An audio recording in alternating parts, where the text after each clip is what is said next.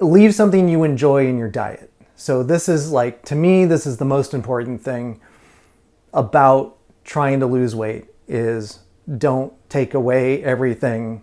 Have a diet that you can live with for the rest of your life. Hi, welcome back.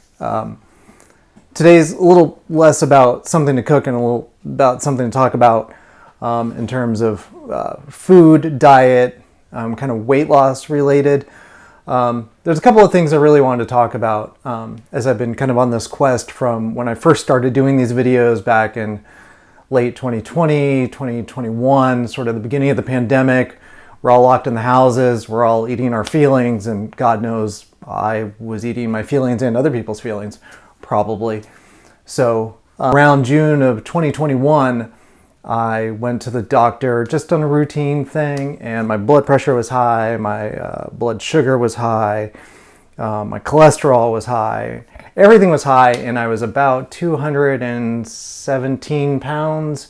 So I got small, tiny little bones, and I am not a big person. I'm 6 feet tall, but my natural weight should be somewhere between like 165 and 175.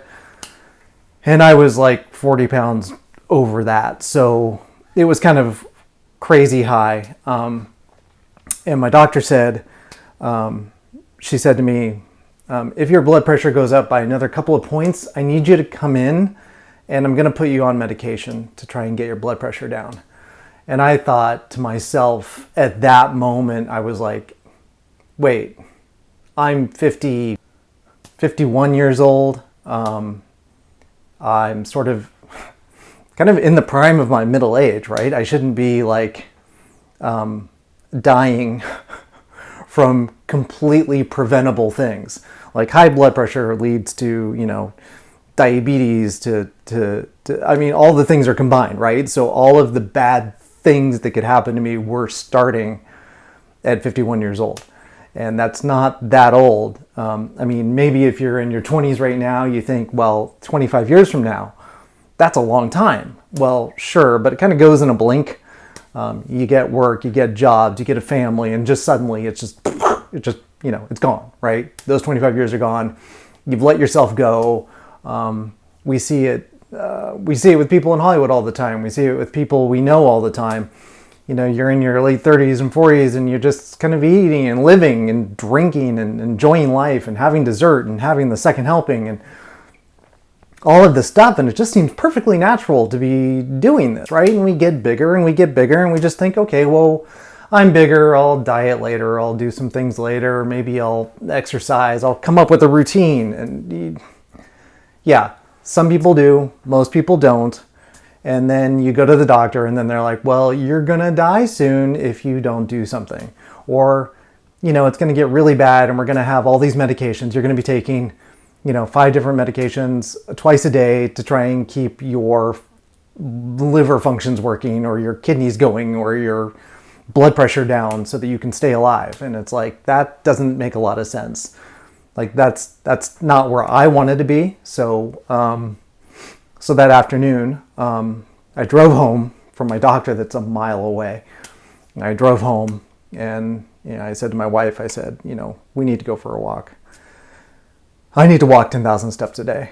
And so I walked close to 10,000 steps that day, 10,000 steps the next day, and then 10,000 steps the next day. And I've been doing between 7,500 steps and 20,000 steps every day for the last 3 years, three plus years now. That's one component of it. So that definitely helped with maybe the blood pressure. Maybe it helped with just getting in shape. Maybe it just helped with the blood flow. Maybe it helped with blood sugar. But I think there's a bigger holistic approach, and that was changing my diet. I didn't start immediately going on a diet. I immediately started walking. And then I started thinking about like, well, it probably has as much to do with what I'm eating as anything else, right? And I didn't really feel like I wanted to do any kind of a crash diet because that doesn't make any sense to me. I wanted to do kind of a life-affirming change in the way that I just the way that I lived, right? I wanted something that was permanent. I didn't want something that was like a temporary, let's get the weight down and then blah, right? Because you can do that. Everybody can do that. You can go on a keto diet today. You can go on a intermittent fasting diet today. You can go on any kind of diet you want today. And in 3 months, you're going to lose 15 to 40 pounds and you're going to feel so much better, right? You're going to feel lighter. Your clothes are going to fit better. Your clothes may not even fit at all. That was sort of my problem. I had pants that were just falling off because I bought them when I was fat. So you can get that way, but is that like a diet that you want to stay on for the rest of your life? I chose something I wanted to do from now until the end, right? I didn't want to do something that was going to bring my weight down and then I'm just going to start snacking my way back up to whatever. I did a lot of research.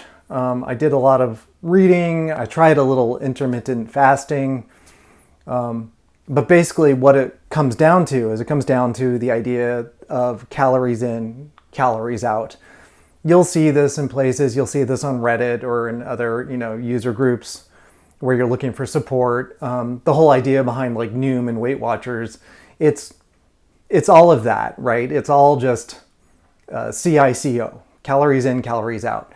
The idea that you're gonna eat some food and you're gonna expel some energy, and if those two are in sync, you're going to lose weight. And it's super simple. Like conceptually, it's very easy. I've heard people say, well, it's not that simple, but it is. There isn't really anything bigger than this, right? You expend energy and you put energy into your body, and as long as those two are in parity, you're going to lose weight, or you're going to find your natural weight. Let's back up and say, what are our goals? What do we want to do? What is possible and what is realistic? So when I was fat, I'm going to use the word fat because I was overweight. I wanted to just simply lose weight. I didn't want to look like anything. I didn't want to get stronger, get more muscles, or do any of that stuff. I simply wanted to not be fat, which is a great start. And it's where we should all start. And as I was losing weight, I dropped about 35, 40 pounds, and I felt better, and I could run, and I could do all these things. But then my body it didn't look like, I didn't look like Wolverine, or I didn't look like Michael Phelps, or I didn't, whatever sense of what I wanted to look like, whether as a ballet dancer's body or a weightlifter's body or whatever, I didn't look like that. I just looked like a skinnier version of scrawny old me. And that's fine, because something that came to me was that I had achieved my natural weight. And this is something I think that a lot of people don't think about. What is my natural weight? For so long, you've been 20 to 40 pounds overweight, or 50 or 100, whatever.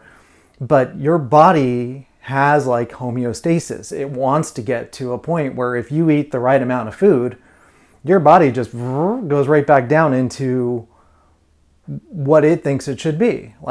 You've forgotten maybe what your body type is, or what it looks like when you're not just, have extra fat around your neck or in your face, or, all these things that kind of drift away as you lose weight. Most people don't realize that, and they think that when they lose weight, suddenly they're going to get muscles, but the two are not related at all. Getting muscles is a lot of extra work. I've been at it a year, and I can, I got a little baby muscles, and that's a year of work. So let me talk about what is natural weight.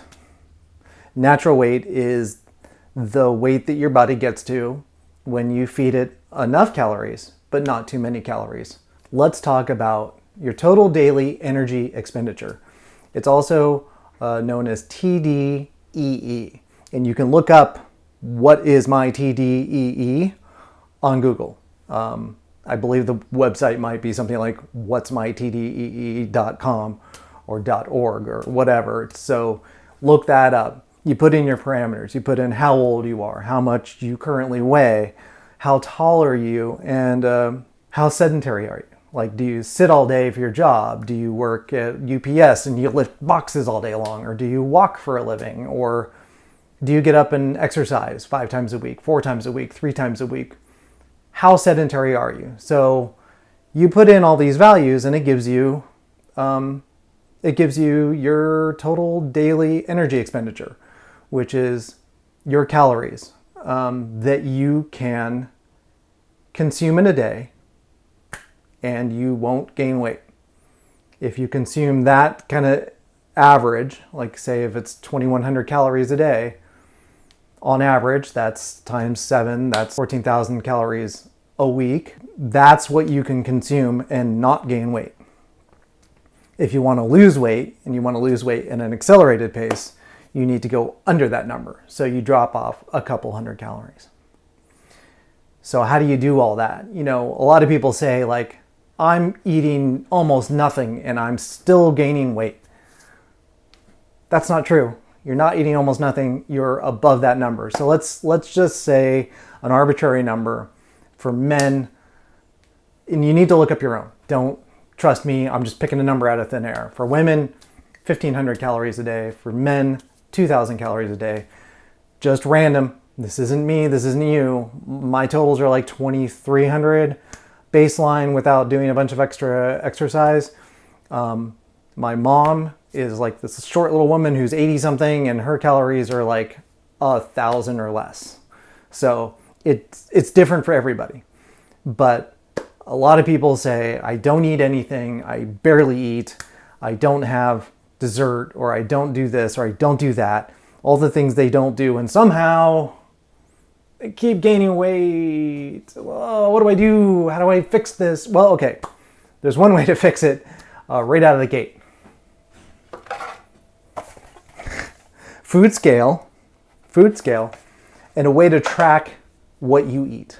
So this is a food scale. This helps you weigh your food, know how many grams of anything you're eating, and you want to track your food. So a lot of people say, this isn't for me. I can't track my food. I don't want to have to track my food. I eat at restaurants a lot. I eat out a lot. Oh, there's so many reasons you can't track your food. But I'm going to tell you this. For a month, 2 weeks minimum, you need to know what your TDEE is, and you need to track your food. You need to track what you eat.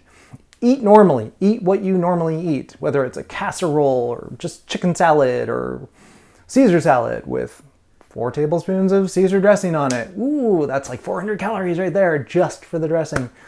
So weigh the things that you're eating and just log what you're eating. There's several applications. I use MyNet Diary.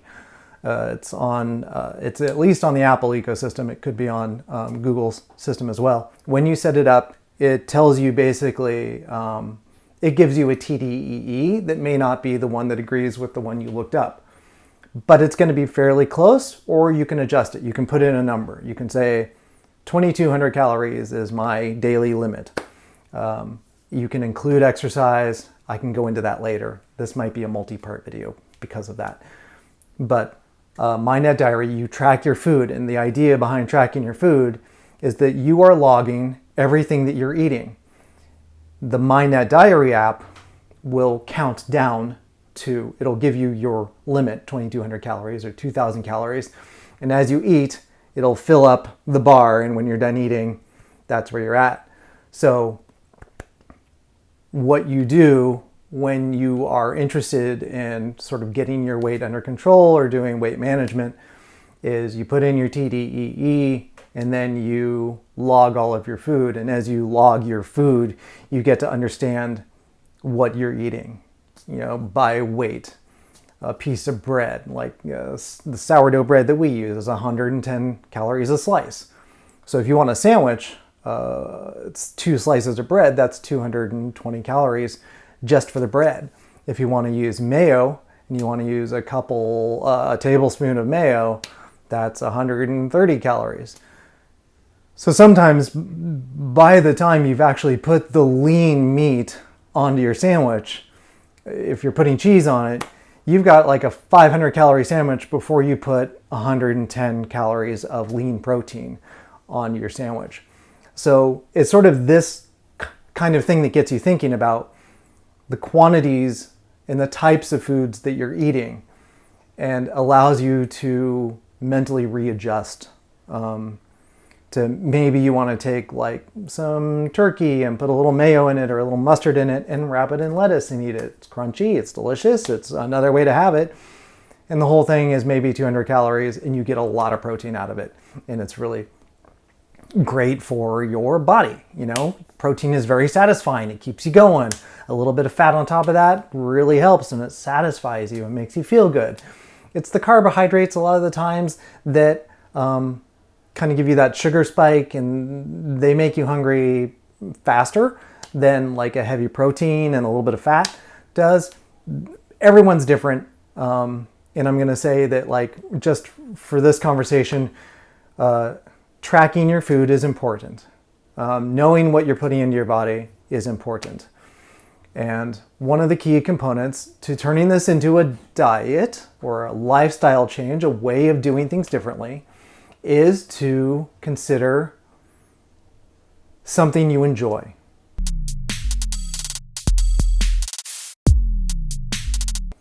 So one of the big problems with diets in general is that it asks you to be restrictive. It asks you to take away and you're used to having.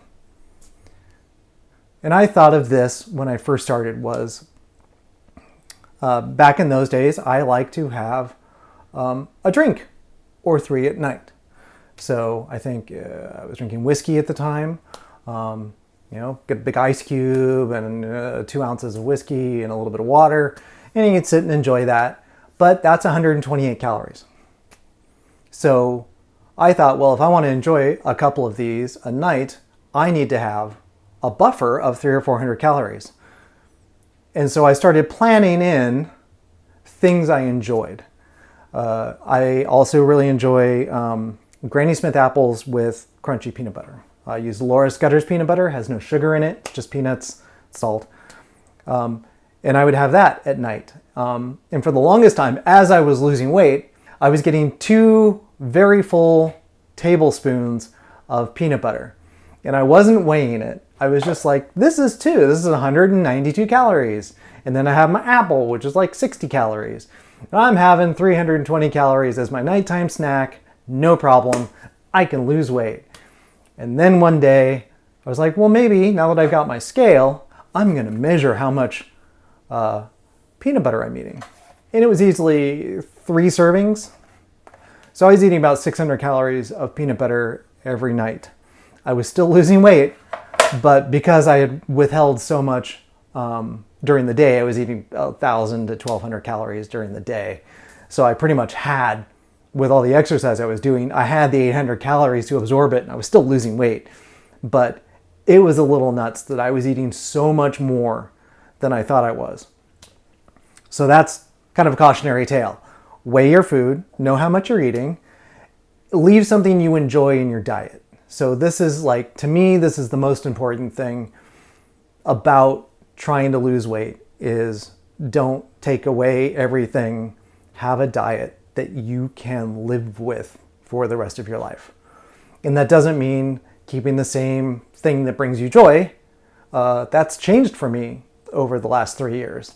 At first, it was peanut butter and apples. And after about 6 months of that, I got kind of sick of that.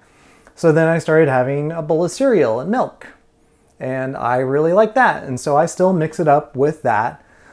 Sometimes because my wife bakes professionally, somewhat professionally, home professionally for people to buy. So if you need baked good, no, this is a diet thing. Never mind. Forget I said that. But sometimes we'll have some kind of dessert thing in the house that's 200, 250 calories.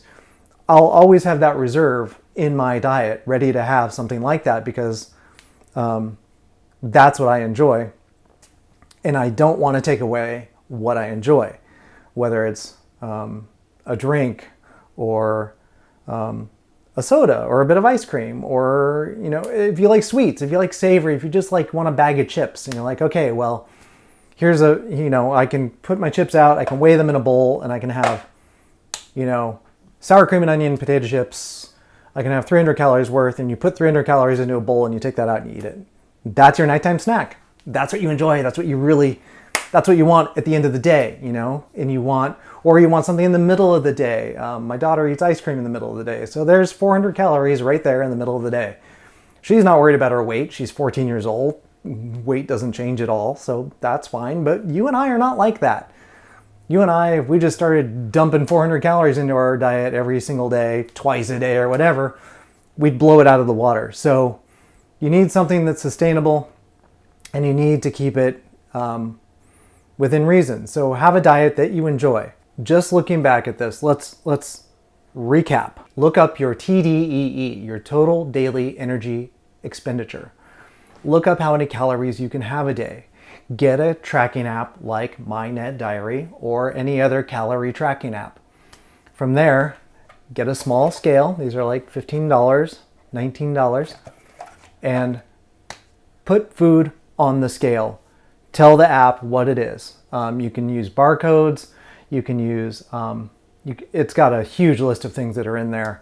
If you're at a restaurant, a lot of the chain restaurants all have their calories online. So if you get a Habit burger, it knows that it's 425 calories or 348 calories if you don't have a bun. And start thinking about hitting that target or being under that target of your TDEE. So if your target is 2,000 calories, if you eat 1,800 calories a day, you're going to lose weight. Now, let's circle back to expectations. What are your expectations?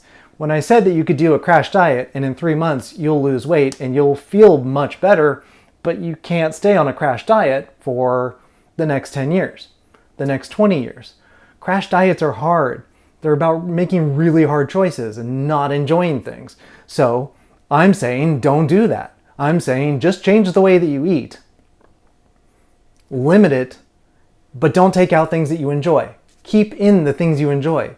If you need a bagel with schmear in the morning to make you feel alive, then figure out how many calories that is and put that into your daily allotment. Maybe lunch is just some sliced chicken or sliced turkey or tofu or whatever it is you eat. But maybe you limit the amount of calories. And maybe sometimes it's okay to feel a little hungry. Maybe it's okay not to feed your feelings, and that's something that we all have to, kind of deal with, right? Sometimes we want to a lot of people deal with treating things through food. They treat feelings through food. It nourishes us. It makes us feel good. It's a dopamine hit. And of course it is, right? And that's what I'm saying. If you leave in the things that you really enjoy, if you leave in the foods that make you feel good, keep those foods in. There are other meals that you eat every day that you don't really care about. Some people care a lot about breakfast. They think it's, I want bacon, I want eggs, I want, something really good. I want something really tasty. Me, I'm kind of that way about lunch. I want a lunch. I want like a big thing. I want it around noon or 1 o'clock, and I want like maybe noodles if I can have them, or low calorie noodles if I can have them. I want tofu, or I want meat, or I want something. I want to like blow my calories kind of in the middle of the day. I don't have a lot in the morning. I have coffee. Sometimes I'll have some eggs, or I'll have some rice, and I'll have some natto, which is fermented soybean that you wouldn't enjoy, so don't even think about it. I'll have that just so I can move around in the morning, so I can walk 5 miles in the morning, so I can go jogging. I have a little bit of energy. But then I have like my big meal. And at dinner time, I don't really have a lot. I snack on what I'm making for other people. I have mostly protein, maybe a little bit of rice. And then at night, I'll have, if I'm in the mood to drink, I'll have my drinks. Or if I'm in the mood for cereal, then I'll have a bowl of cereal or a little rice pudding that's 190 calories. But everything that I think about like in terms of what can I have, and my app helps me. My Net Diary app helps me. I put in what I'm eating, and it tells me how many calories I have left in my day. And if I want to be under a certain amount, then I just am mindful of that, right? So I know that if I have 2,200 calories and I'm looking to, lose a little weight or whatever, I can do 1,900 calories. I can drop 300 calories. And if I do this for 2 or 3 weeks, I'm going to see results on the scale. Now let's talk about the scale real quick. If you're going to weigh yourself, and if you're going to weigh yourself every day, you think you can do it without it turning into some people turn that into an eating disorder. Some people find it disordering to weigh themselves every day. But if you're the type of person that can, wake up in the morning, before you eat, after you go to the bathroom, naked, weigh yourself and track it in a tracking app. If you have like a Bluetooth scale, it will tie to like my Net Diary. So it knows how much I weigh every day. And you can track that every single day and you can see a fluctuation of 3 pounds or more. If you have salty food at night, your body's going to want to hold on to a bunch of water and you're going to gain 2 or 3 pounds. And that's not fat.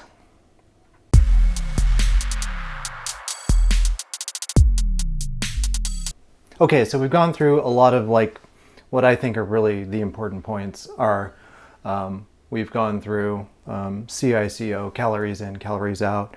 We've gone through looking up your TDEE, which is your total daily energy expenditure. And these are how many calories you're going to burn throughout the day. When you align your diet with how many calories you burn, suddenly you're going to find yourself coming down to that natural weight that we talked about. This is what's important now. Going forward, from here on out, the way that you should think about food is that do I need this? Is this something I can have, I should have, or I want to have? What is good for you? How much is this? What kind of percentage of your daily intake is this meal going to be? When I make the pesto pasta dish, I had 2 ounces of that. That's 192 calories for the protein pasta. And then I had like a tablespoon or 2 of the pesto, which is 60-ish calories. I mean, 2 ounces of cooked pasta would probably fit in one of these bowls. Maybe a little high, but it's going to fit in one of these bowls. And the thing that a lot of us do, and I can say honestly, having been overweight, I would fill one of these up with rice or fried rice. This is 1,000 calories of pasta or rice if you fill it up with the sauce on it. This is a lot of food, and you should have 1/3 of one of these at any one time for any one meal. The whole thing is like half a day's worth of food if you're an adult male who exercises. So that's a lot. If you're filling a bowl like this with something like pasta or rice, it's just carbohydrates. And it's a lot of empty calories. If you're exercising and you want to get lean and you want to get, you want to start building muscle, you want to start getting in shape, you're going to want protein. And so this bowl full of carbohydrates won't have enough protein in it to be meaningful for you. So what you want to do is you want to start thinking about like, well, how can I change this? I can have protein pasta. I can put a goodly amount, that's a thing people say, right? Goodly. 80-20 ground beef in it. So you have 4 ounces of that, and then 2 ounces of pasta. And it's not going to fill this bowl. It's going to be bigger than this bowl. So it's going to be about half of this bowl. And suddenly you've got protein from the pasta or chicken. Man, just take like 4 to 6 ounces of chicken breast, cut it up and mix it with a pasta sauce or whatever. And it's, put it in a bowl like this with a couple ounces of pasta. You've got protein, you've got fat, you've got carbohydrates, you've got everything you really want. It's going to be a really super satisfying bowl of pasta, but don't fill it up. Don't get it above here. Don't get it to the edge. Just half this bowl is all you're going to need. And there are other bowls. There are other bowls that we have. I have big ramen bowls, and I fill those up to the rim every time. And that's filled with Napa cabbage. It's filled with mushrooms. It's filled with broccoli, cauliflower, shiitake mushrooms, sometimes noodles, generally a meat or a fish cake. And I'm going to fill it up and I'm going to eat the whole thing. And it's just like, it's super satisfying because it's a whole bowl of veg. And that's usually my veg for the day. I don't worry too much about it at night. I don't worry too much about it in the morning. I just go for broke, and like, you know, how I said, I really like lunches, but this lunch, this like full bowl of, you know, brothy goodness, whether it's spicy or whether it's, you know, soy flavored or, you know, a soba broth, it's just full of veg and stuff, and it's delicious. So that's the kind of thing I'm going to recommend, is that as we go forward, I'm going to bring in nutrition and calorie counts into the things that I make. And it's going to give you it's going to give you information. It's going to keep you informed about the kind of foods that I'm suggesting. And together we can sort of work on, you know, getting you down to a natural weight, if that's your goal. And if you are one of those people who needs to gain weight, the same thing applies. It's just reverse, right? If you know what your daily calorie limit is or daily calorie allotment is, you can add to that. You can add 300 calories to it. People who want to like build muscles and, you know, work out and eat a lot of protein, they need to bulk. You know, that's one way to do it, right? So you're going to add more calories to your diet. So you're going to go 300 over, and you're going to add a lot of protein. You're going to add some carbohydrates, and you're literally going to bulk. You're going to get fat in places, but you're adding bulk. You're adding muscle, right? You're giving yourself extra calories to build the muscles. And then at the very end of your muscle building, you go on what's called a severe cut. And that's a severe diet that's going to get rid of all the fat over the course of like 4 weeks to 6 weeks. It's going to get rid of the fat and reveal the muscles. It's a hard way to work on a regular basis. You can't go around looking super cut Wolverine style all the time. That's not sustainable. That's dehydration. That's absolute calorie restriction. And nobody wants to be like that. So it's finding the medium balance. It's eating a little bit of food that's the right amount of food for you to stay at your natural weight. And I'm going to leave it with that. So go cook something, not too much, and let it be something that you enjoy every day.